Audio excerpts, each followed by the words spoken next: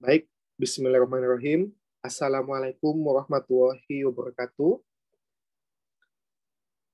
Kita akan masuk ke pertemuan pertama ya, atau materi pertama dari mata kuliah mekanika. Sebelumnya saya ingin memberitahu mengenai buku acuan ya, yang kita gunakan selama mempelajari mekanika untuk semester ini ya. Baik sebelum UTS maupun setelah UTS, buku acuannya sama, yakni berjudul Fundamental of Physics ya. Fundamental of Physics,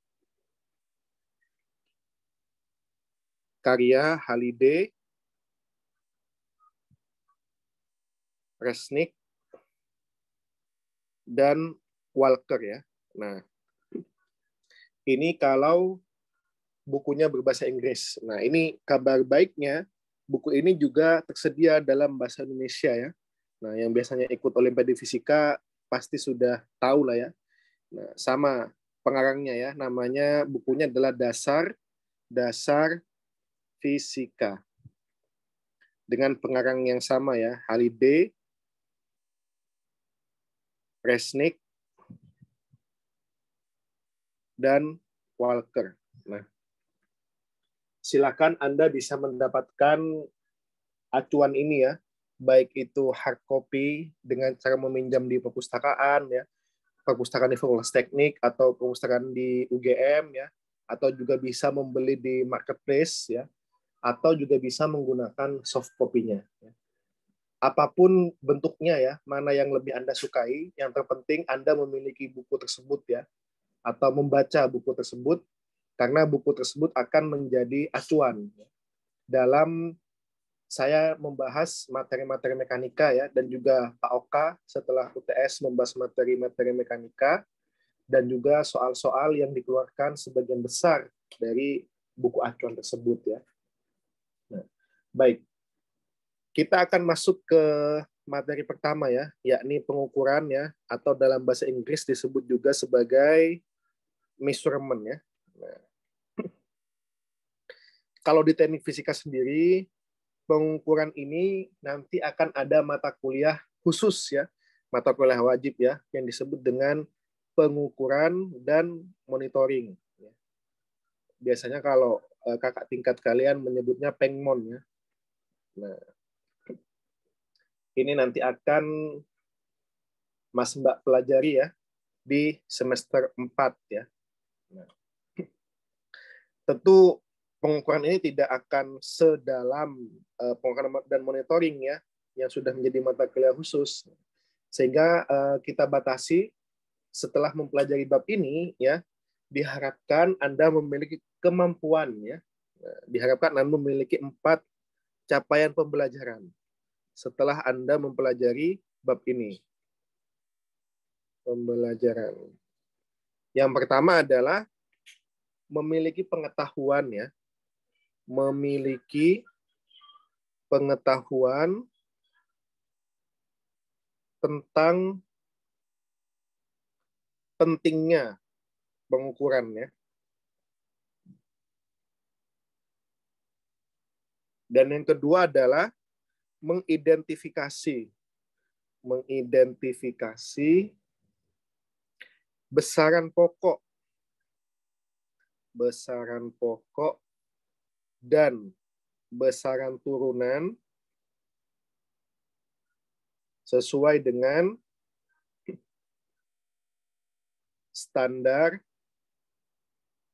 SI ya, sistem internasional. Yang ketiga adalah mengetahui sistem imperial. Nah, ini juga penting ya.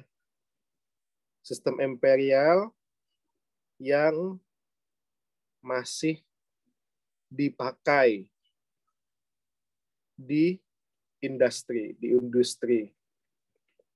Dan yang keempat adalah dapat mengubah atau mengkonversi satuan dengan metode yang disebut dengan chain link convection. Nah, Jadi setelah nantinya Mas Mbak menyelesaikan bab pengukuran ini, harapannya Mas Mbak memiliki 4 capaian ini ya. Nah, baik, kita mulai dari yang pertama ya, dari memiliki pengetahuan tentang pentingnya pengukuran ya. Nah, di sini jelas bahwa tidak ada pengukuran ya, no measurement ya. Itu artinya adalah tidak ada ilmu science ya, natural science ya, no science and engineering ya. Nah, karena segala sesuatu yang kemudian supaya bisa dapat direkayasa ya, maka tentunya harus diukur terlebih dahulu, harus dikuantifikasi terlebih dahulu, harus dibandingkan dengan alat ukur standar ya. Baru kemudian seorang insinyur itu bisa merekayasa. Atau kita ingin mempergunakannya ya, misalkan dalam kimia. Kita berbicara tentang unsur ya, berbicara tentang senyawa. Nah, yang kita bicarakan adalah berapa mol ya, berapa gram dan lain sebagainya. Maka di situ kita membutuhkan pengukuran. Sehingga tidak berlebihan ya, jika kemudian tidak ada pengukuran, maka tentu tidak akan ada ilmu sains dan ilmu teknik ya. Nah, di sini tentu butuh aturan ya. Nah, di sini butuh aturan dan juga metode mengenai bagaimana sesuatu itu diukur. Bagaimana sesuatu diukur ya. Nah, pengukuran sendiri adalah proses membandingkan ya dengan standar ya. Nah, oke. Untuk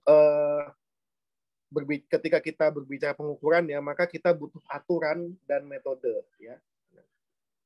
Aturan di sini maksudnya adalah misalkan kita ingin menggunakan satuan apa begitu untuk besaran apa begitu. Nah, itu harus jelas. Tidak mungkin kita menggunakan satuan kilogram ya untuk menyatakan panjang misalkan. Nah, jadi aturan-aturan itu maksudnya. Kemudian metodenya seperti apa? Metode pengukurannya. Nah, jadi setelah kita rumuskan aturan dan metodenya, baru kemudian kita membutuhkan eksperimen ya. Nah, butuh eksperimen ya untuk melakukan pengukuran ya, kemudian dan juga perbandingan terhadap suatu besaran standar. Nah, di sini tujuan fisika ya, tujuan fisika salah satunya ya, dan juga ilmu teknik ya, engineering ya. Nah, tujuannya adalah untuk mendesain ya metode pengukurannya dan juga kemudian bagaimana melakukan eksperimennya. Contoh metode pengukuran ya. Jadi ketika kita ingin mengukur temperatur ya, nah itu kan sangat dipengaruhi oleh berbagai macam parameter seperti tekanan atmosfer ya dan juga kelembapan ya. Nah, bagaimana kemudian dalam pengukurannya metodenya kita meminimalisir pengaruh dari tekanan atmosfer ya dan juga kelembapan sehingga kemudian yang kita ukur itu adalah benar-benar temperatur begitu. Nah, makanya kemudian ada istilah STP, standar temperature and pressure dan lain sebagainya. Itu contoh dari metode dan ada banyak sekali metode pengukuran. Nah, dan jika kita berbicara tentang fisika ya untuk mengukur dan juga untuk melakukan eksperimen, maka fisikawan berlomba-lomba. Jadi fisikawan berlomba-lomba untuk mengembangkan jam ya, jam dengan akurasi yang sangat tinggi atau bisa disebut juga sebagai akurasinya ekstrim begitu ya. Nah, sehingga kemudian waktu ya atau interval waktu itu bisa secara akurat ditentukan dan juga dibandingkan. Nah, kenapa butuh jam yang sangat akurat? Karena hal tersebut ya dipakai dalam sistem GPS. Nah, jadi tanpa adanya waktu ya atau interval waktu yang sangat akurat, maka GPS ya yang saat ini dipakai di Gojek, Shopee Food dan sebagainya ya, dalam kita mencari suatu lokasi ya, maka tidak dapat berfungsi dengan baik GPS-nya ya kalau tidak dilengkapi dengan jam yang memiliki akurasi sangat tinggi. Atau bisa disebut juga GPS-nya menjadi sia-sia. Nah, ini pertanyaan yang pertama ya. Mengapa kemudian dibutuhkan waktu ya dan interval waktu atau interval waktu yang sangat akurat dalam teknologi GPS. Nah, ini soal yang pertama. Silahkan dicari ya di berbagai literatur ya.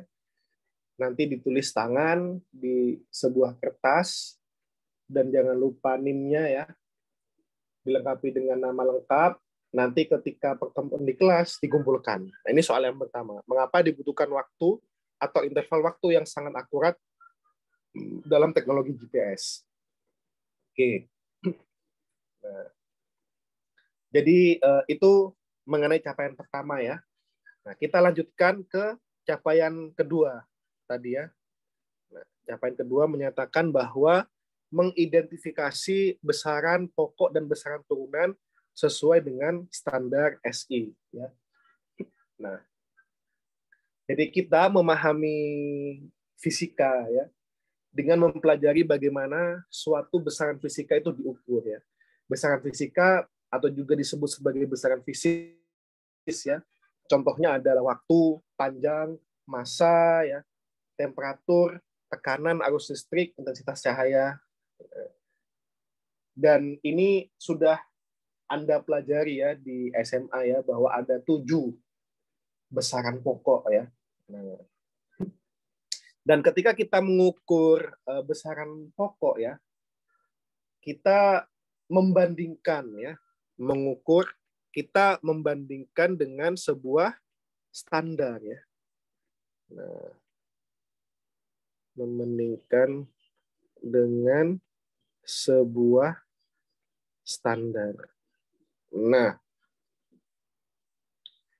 standar di sini adalah acuan ya, yang kemudian disepakati oleh ilmuwan di seluruh dunia. Contohnya adalah untuk besaran panjang ya. Besaran panjang maka satuannya adalah meter. Nah, kalau kita cek sejarahnya ya, dan standar ini mengacu pada nilai satu satuan ya. Satu satuan. Berarti kalau dia meter, berarti panjang standarnya itu adalah 1 meter begitu ya.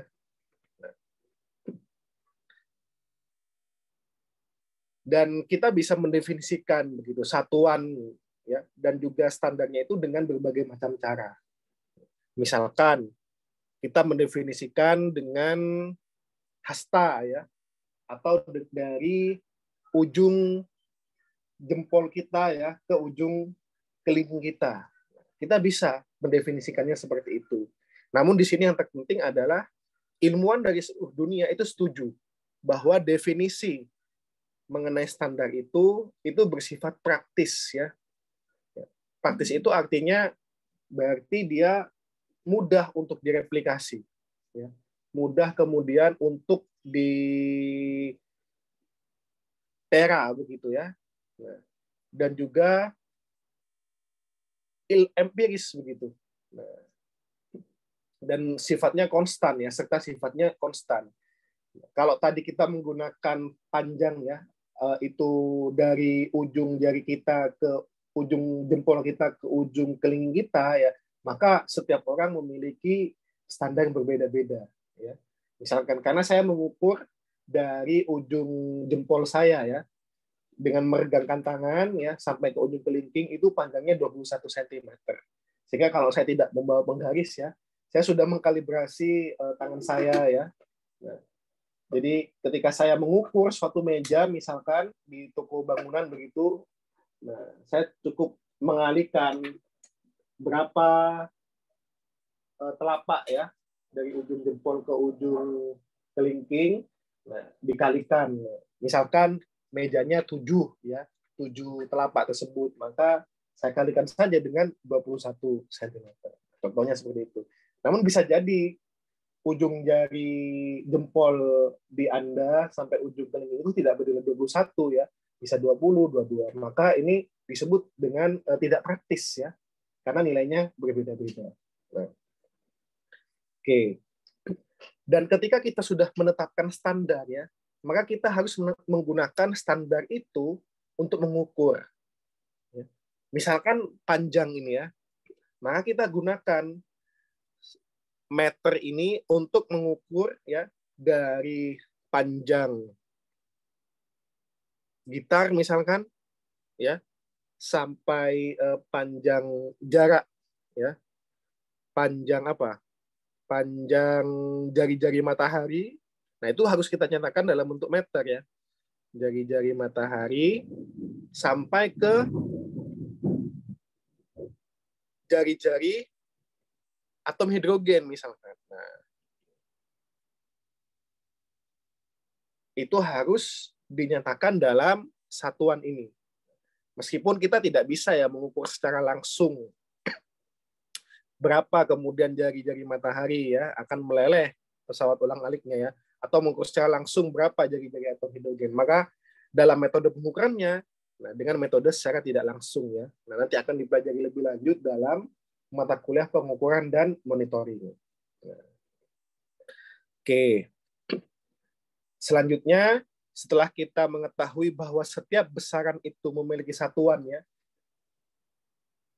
dan besaran itu nantinya digolongkan menjadi 2 ya. Ada besaran pokok ya, yang ada 7 itu dan teman-teman sudah tahu ya, dan sudah mempelajari. Nah, silakan nanti dibuka-buka lagi ya. Dan ada besaran turunan.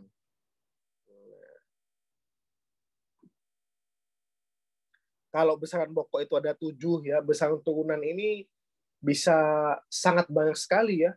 Nah, bahkan kalau teman-teman nanti menemukan, katakanlah teman-teman sangat mendalami begitu di bidang fisika sehingga kemudian menemukan satuan baru, itu saya yakin bukan satuan pokok, tapi satuan turunan ya. Sehingga teman-teman ketika membuat misalkan si Selamat misalkan ya, katakanlah, nah dia menemukan sebuah penemuan penting di fisika sehingga kemudian menggunakan namanya sebagai satuan. Itu harus bisa dinyatakan ya dalam besaran pokoknya seperti apa. Karena Selamat tadi itu sudah masuk besaran turunannya. Nah, jadi meskipun besaran turunan itu sangat banyak ya, untungnya ya besaran pokok itu hanya ada 7. Sehingga kemudian bisa dinyatakan besaran turunan yang sangat banyak jumlahnya tadi ke dalam besaran pokok ya. Nah, misalkan kecepatan ya, itu dinyatakan dalam perbandingan atau rasio panjang dan waktu. Oke, saya tidak perlu menjelaskan lebih lanjut ya mengenai besaran pokok ya. Kemudian kita lanjutkan ya. Capaian pembelajaran yang ketiga, mengetahui sistem imperial yang masih dipakai di industri. Nah, saya ingin bercerita hal yang menarik ya mengenai topik ini, bahwa saya pernah mengikuti seleksi kerja ya, seleksi kerja, dan ada tentunya ya, ketika Mas Mbak nanti lulus ya, mendaftar di industri, itu kan untuk diterima kerja seleksinya bertahap ya, dari berkas ya, kemudian tes tulis, kemudian wawancara ya, nah, atau biasanya psikotes dulu sebelum wawancara ya, kemudian wawancaranya ini juga bertingkat-tingkat ya, wawancara dengan user ya, dengan HRD, sampai dengan direksi dan seterusnya ya. Nah, saya pernah ikut sampai tes tertulis. Jadi lolos seleksi berkas dan saya mengikuti tes tertulis. Ternyata ya saya tidak menduga bahwa yang keluar soalnya adalah 3 inch ya. Saya masih ingat betul itu sama dengan titik-titik berapa sentimeter. Ini ya, kalau kita tidak pernah tahu ya berapa kemudian 1 inch ini ya, kita tidak bisa menjawab ya. Nah, itulah kenapa kemudian untung saya ingat ya bahwa 1 inch ini adalah berapa Mas Mbak? 2,54 cm. Sehingga hanya kita perlu kalikan 3 dan saya bisa menjawab soal itu. Nah, kemudian tidak saya lanjutkan ya tesnya karena saya diterima untuk S3. Nah, jadi ini pentingnya kita mengetahui sistem imperial ya. Karena berbagai peralatan industri itu nyatanya masih menggunakan sistem imperial ya, masih menggunakan inch ya, kemudian feet ya, nah, kemudian apalagi pound ya. Nah, pound ini agak aneh, Mas Mbak ya. Pound ini singkatannya adalah LB. Kok bisa? Padahal LB ini kan tidak ada dalam kata pound ya. Nah, ternyata kalau Mas Mbak baca ya di sejarahnya, LB ini adalah singkatan dari Libra. Untuk menyatakan satuan apa singkatan dari pound ini ya, berat ya. Libra kan kalau dalam zodiak itu simbolnya timbangan ya. Nah, itu menyatakan berat. Nah, kemudian ada galon ya, os dan sebagainya.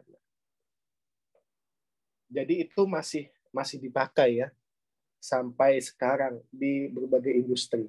Nah, mengenai satuan imperial ini ada sebuah cerita yang sangat fenomenal ya.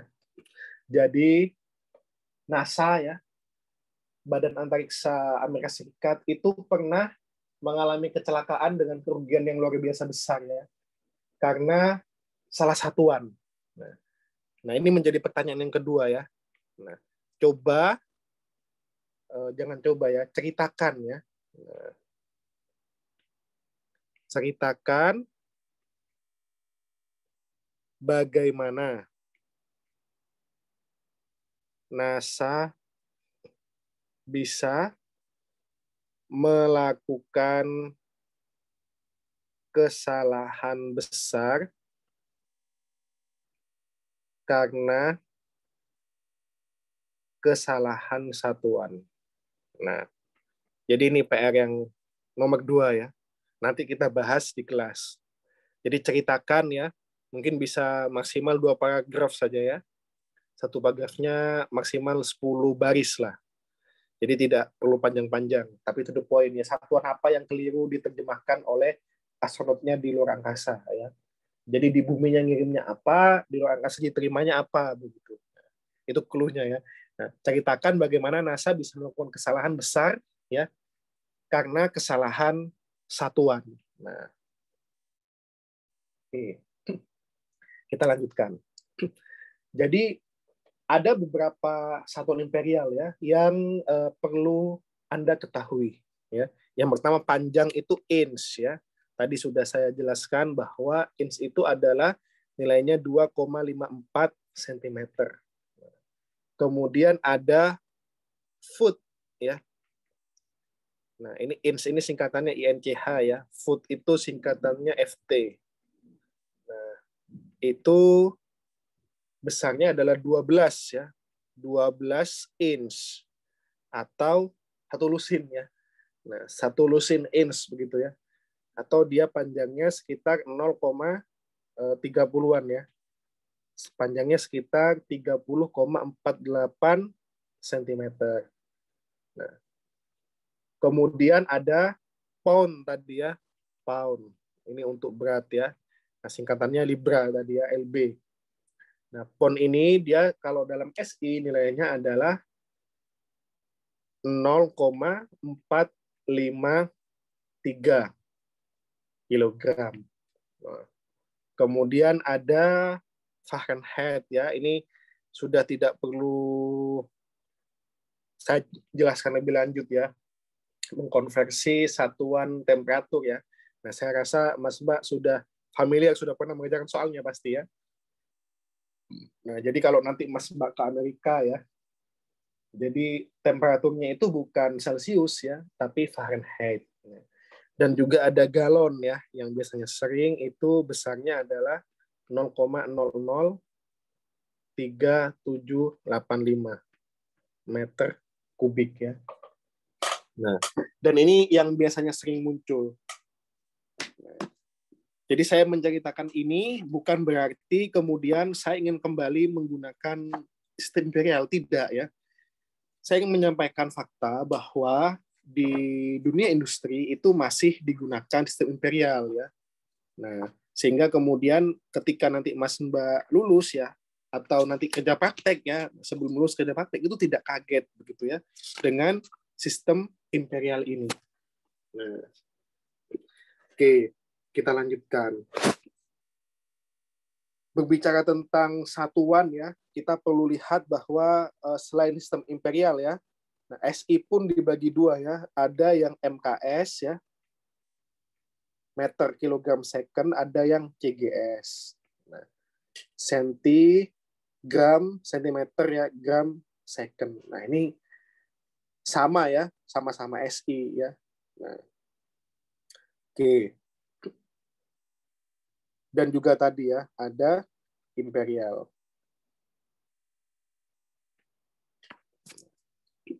Oke. Kita sudah mempelajari ya capaian pembelajaran yang ketiga, yakni mengetahui sistem imperial yang masih dipakai di industri. Kemudian yang keempat adalah dapat mengkonveksi satuan dengan metode chain link convection ya. Nah, ini saya berikan contoh ya. Jadi kalau kita mengkonversi ya, kita tuliskan misalkan 1 menit. Nah, itu kita tuliskan sebagai 1 menit per 60 second. Nah, ini kan nilainya sama dengan 1 ya. Nah, ini juga bisa kita balik ya, bahwa 60 second per 1 menit. Nah, ini juga sama dengan 1.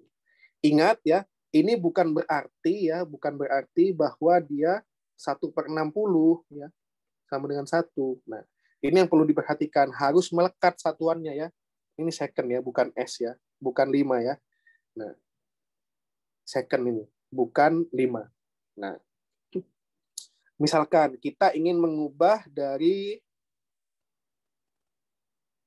36 ya, 0,5 fathom ya. Nah, ini untuk nautical miles ya, atau untuk maritim ya, satuan jarak tapi untuk maritim ya. Nah, biasanya kapal selam ya, kemudian orang yang berenang ya. Nah, misalkan ini ada sebuah kapal selam ya, dia menyelam pada kecepatan ya 36,5 fathom per menit ya. Nah, maka kita tuliskan ya 36 ya, 0,5 ya, fat singkatannya ya, per menit ya. Lengkap aja ya, fathom per menit. Nah, kemudian kita cek menit ini, berarti kita tuliskan karena dia inginnya chain link ya. Chain link ya. Nah, atau dia berantai ya. Jadi seolah-olah dia seperti turunan berantai, dia dicoret antara pembilang dan penyebutnya ya. Maka menit ini kita taruh di atas ya. Menit. Nah, 1 menit, kemudian ini 60 second. Nah, kemudian setelah menit, fathomnya ini kita ubah dalam meter per sekon ya. Nah, setelah menit fathomnya, karena fathomnya dia ada di pembilang, maka kita taruh di penyebut ya. Nah, ini 1 fathom itu sama dengan 6 feet ya. Nah, 6 kaki.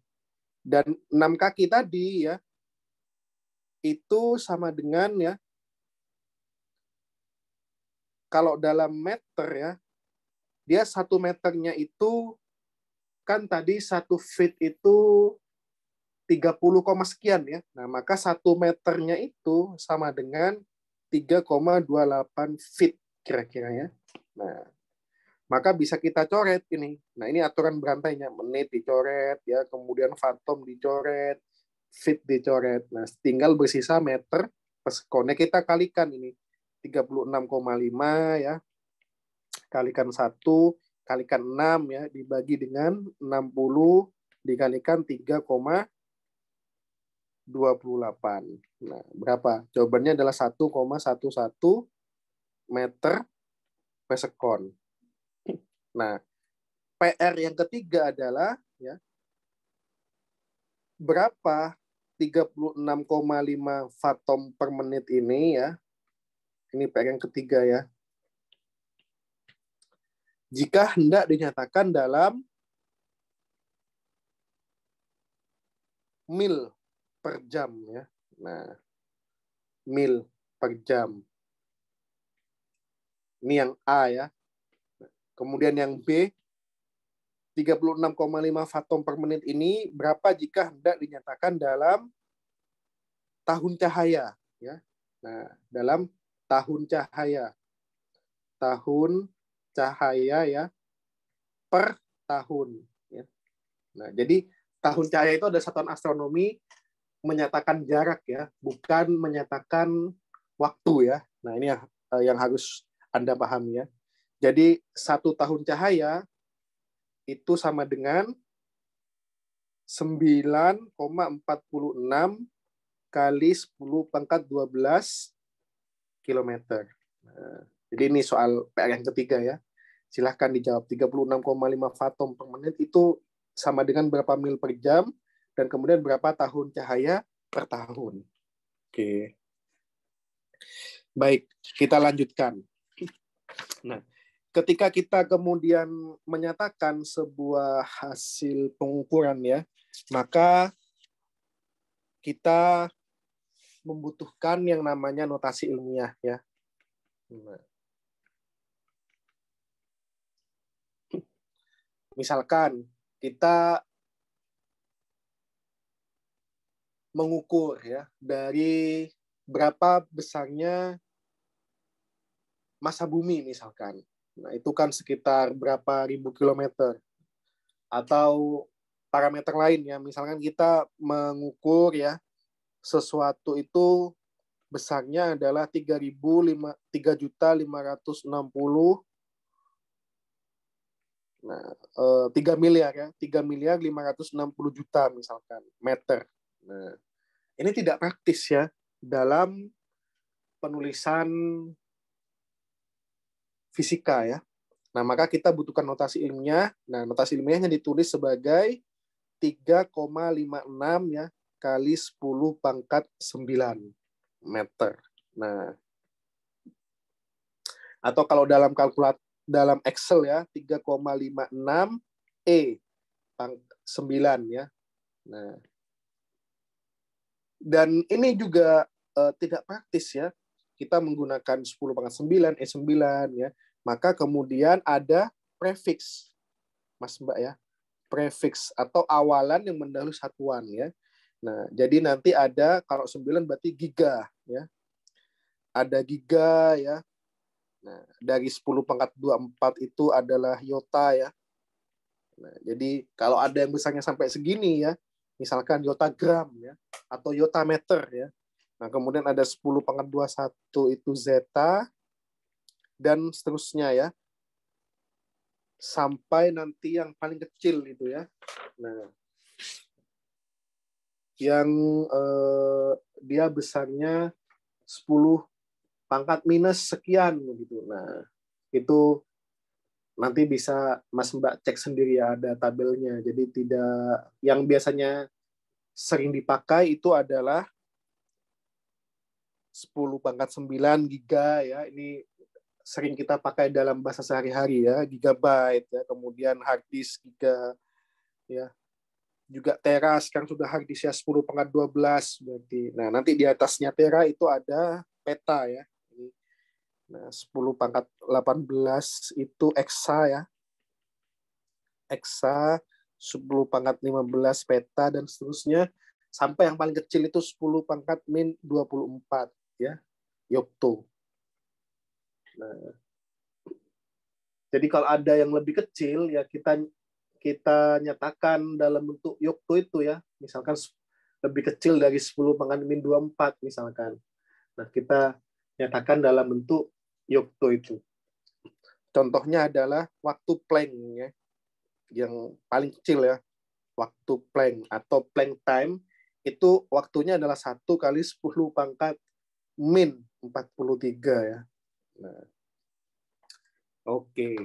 Jadi itu terkait dengan prefiks ya.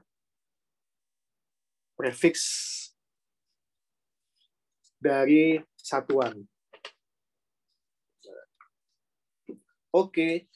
Jadi ini untuk materi pengukuran ya. Jadi untuk materi yang lebih mendalam ya, nanti kita akan mempelajarinya di mata kuliah pengukuran dan monitoring. Oke, jadi tadi ada 3 soal ya. Nah, silahkan dikerjakan ya. Dikerjakan 3 soal itu. Mungkin ada 1 tambahan lagi ya. Ada 1 tambahan lagi soal ya. Nah, yang keempat. Jadi Antartika ya, kutub Antartika itu kira-kira berbentuk setengah lingkaran ya, setengah lingkaran dengan jari-jari sebesar 2000 km ya. Nah, tebal rata-rata lapisan esnya ya, lapisan esnya ini itu kira-kira 3000 meter. Nah, pertanyaannya adalah berapa volume dari